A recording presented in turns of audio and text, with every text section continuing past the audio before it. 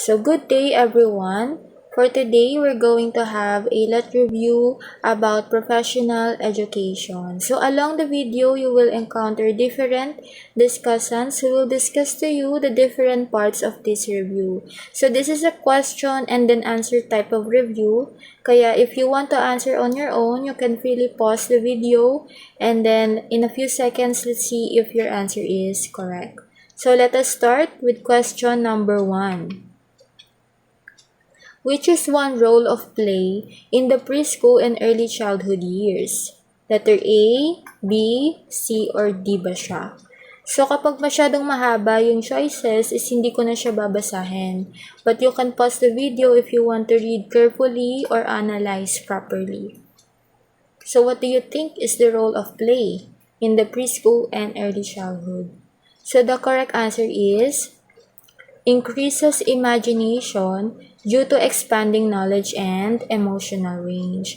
So, sinasabi kasi na it is very significant na magkaroon ng play ang mga bata during the early childhood years. Kasi dito, nailalabas nila yung creativity nila, nakakapag-create sila ng mga scenarios, reason, na mas na-express nila yung kanilang sarili.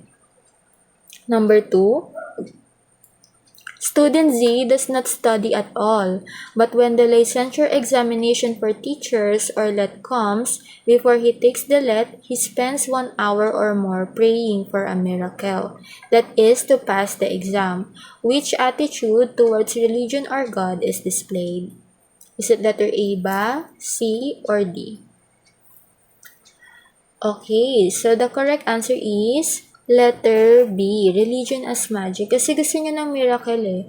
Gusto niyang makapasa ng exam, although hindi siya nagre-review. At yun yung wag ninyong gagawin.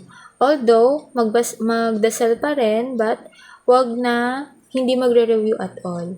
No, mag-review pa rin. Kaya, ituloy na natin tong video na to. Number 3, as a teacher, you are a rationalist. Which among this will be your guiding principle? So, this is one of the things na nakakalito sa Prof. Ed questions. Yung mga choices niya is parang lahat positive. Kaya isipin mo lahat is correct answer. Pero, meron lamang diyang isang best answer na very connected na sa question natin. So, the correct answer is I must teach the child to develop his mental powers to the full. Kasi, yung question is, you are a rationalist. Ang pagiging rationalist kasi is evolves around the logic and the mental prowess. Reason na letter B is the correct answer. Although parang lahat sila positive. Number 4, all men are pretty much alike. It is only by custom that they are set apart, said one Oriental philosopher. Where can this thought be most inspiring? Is it letter A, B, C, or D? So the correct answer is in multicultural and heterogeneous groups of learners and indigenous peoples group. So ano ba pag sinabi nating heterogeneous groups of learners? So, this is the diverse type of learners na may iba't ibang skills, may iba't ibang background, may iba't ibang capabilities na nasa iisang room lang sila. So, this is the best example because dito pinapakita na yung common unity natin. Na although iba-iba yung custom natin, iba-iba yung tradition natin, yung religion natin, but with the common harmony is nabubuhay tayo ng payapa.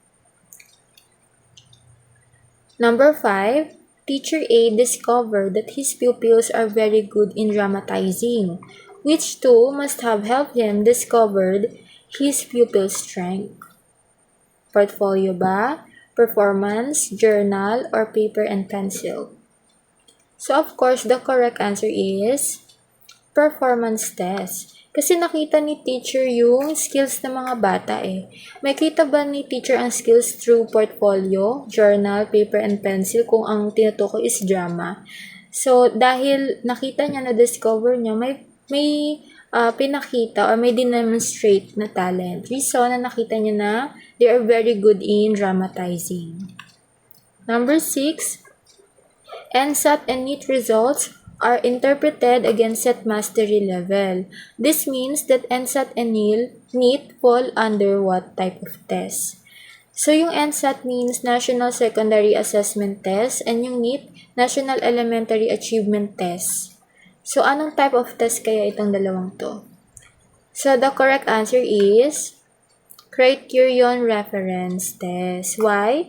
Kasi meron tayong criteria na hinahanap or may certain criteria na dapat ma-reach itong mga students natin.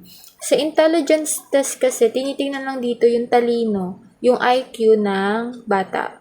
Yung sa aptitude, ano yung skills or capabilities na pwedeng mag-fall under based dun sa sagot or sa scores mo in a specific skills or specific na profession.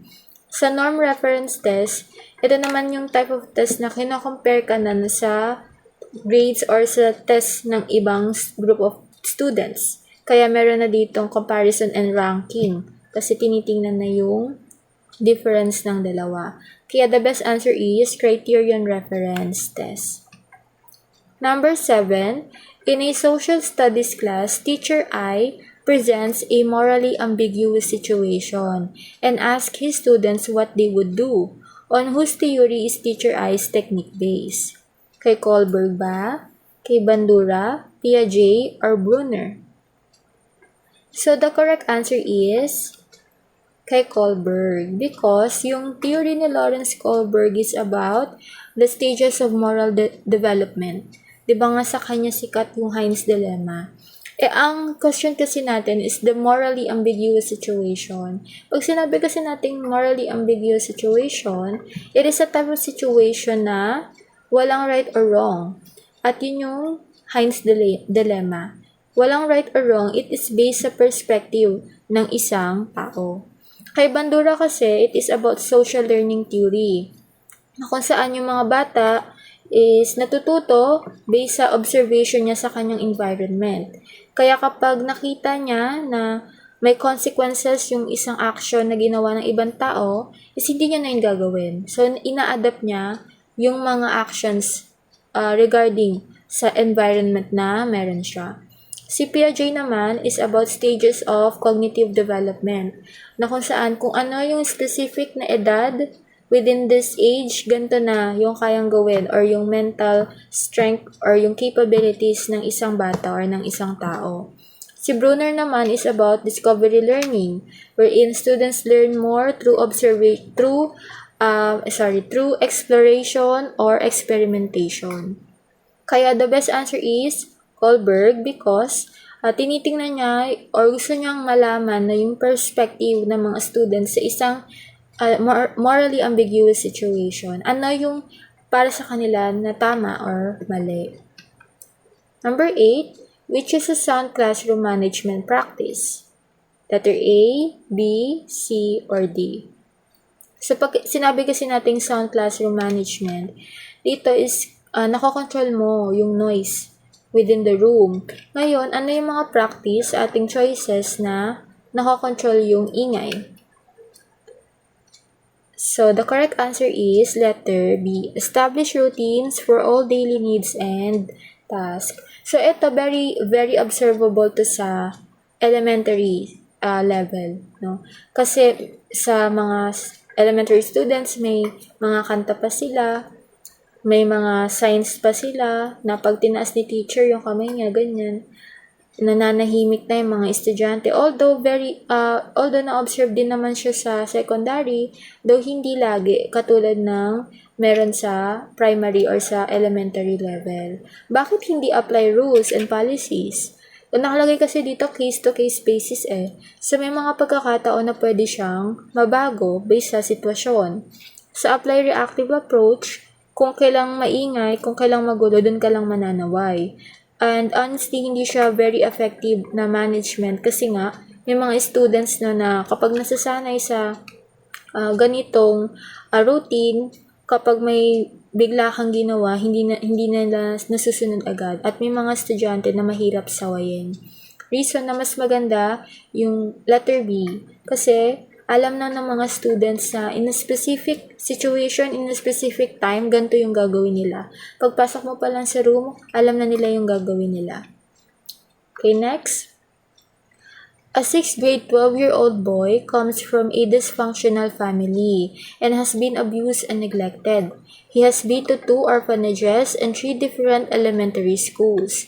The students can decode on the 2nd grade level, but he can comprehend orally material at the 4th or 5th grade level. The most probable cause or causes of this student's reading problem is or are A. Emotional, B. Poor teaching, C. Neurological factors, or D. Immaturity. So, the correct answer is neurological factors. Kasi meron ng problem sa kanyang language-based ability na kung saan nagiging behind yung kanyang reading comprehension or yung reading problem niya. Kaya hindi na-develop agad or nahuhuli siya within his peers. Number 10. Teacher Yu teaches to his pupils that pleasure is not the highest good. Teacher's teaching is against what philosophy? Is it realism, hedonism, Epicureanism, or empiricism? So the correct answer is hedonism. Kasi sa hedonism, pleasure is the highest good. Therefore, yung tinuturo ni Teacher Yu is against sa philosophy ng hedonism. Sa realism kasi, it is about the concept of reality. So, ano ba yung reality base sa person na to? Si Epicureanism naman is about absence of pain. Ito, si Epicureanism, nag-chase pa din siya ng simple pleasure, but mas highlight dito yung absence of pain. So, upon niya kapag absence of physical pain in the body, at ataraction naman kapag absence of mental disturbance. And si empiricism is closely related kay realism, but si empiricism is about sensory, kung ano yung reality based sa sensory experience na meron tayo.